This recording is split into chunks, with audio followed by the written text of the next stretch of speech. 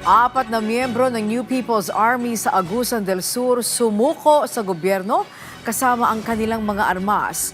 4th Infantry Division, target na maging ganap na insurgency-free ang Caraga Region, si JC Aliponga ng PTV Davao sa sentro ng balita.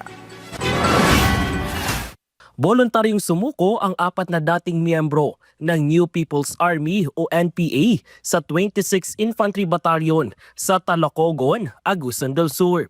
Isinuko nila ang 5 high-powered firearms na binubuo ng 3 M16 rifles, isang Galil rifle at isang M4A1 carbine kasama ang mga magazine, radyo at mahigit 190 na bala ng 5.56 mm. Nagbalik loob umano sila dahil sa hirap ng kalagayan sa loob ng grupo at kakulangan ng suporta.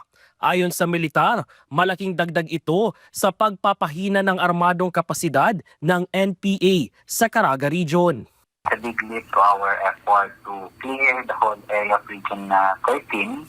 Kaya ang last na data na ito is less than 25 na lang ang atong recorded numbers of NPA armed group, no, or our armed individuals diha sa area ng Caraga Region. Tutulungan ang mga sumukong rebelde sa pamamagitan ng Enhanced Comprehensive Local Integration Program o ECLIP na nagbibigay ng pinansyal na tulong at oportunidad sa kabuhayan.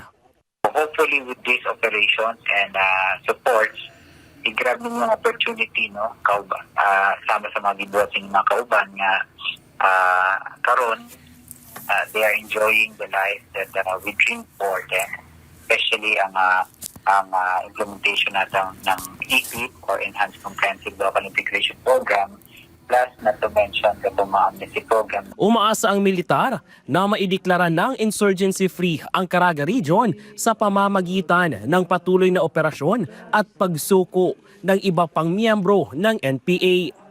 We are clearing this area na unta, hopefully eventually ma-declare na natong insurgency-free, no, early this year. So, mo na atong ginapangamutan. Sa kasalukuyan, tinatayang mahigit 20 miyembro na lamang ng NPA ang natitira sa Caraga Region. Mula dito sa Davao City, JC Aliponga para sa Pangbansang TV sa Bagong Pilipinas.